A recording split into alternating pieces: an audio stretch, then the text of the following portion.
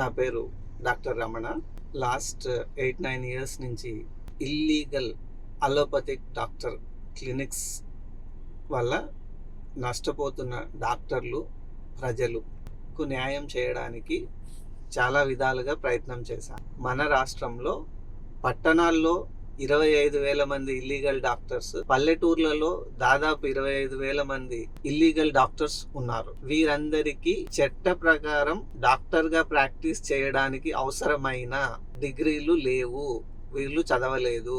చట్టం ప్రకారం doctor licence అంటే registration with medical council, board or commission లేవు.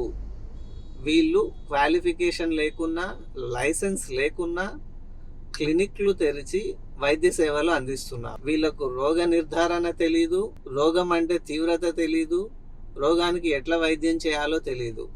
యాంటీబయాటిక్స్, స్టీరాయిడ్స్ చాలా తప్పు పద్ధతిలో వాడుతున్నారు. ఇంతమంది ఉండటం వల్ల కాలేజ్ నుంచి బయటకు వచ్చిన అలోపతిక్ డాక్టర్స్కు జాబ్ ఆఫర్స్ లేవు.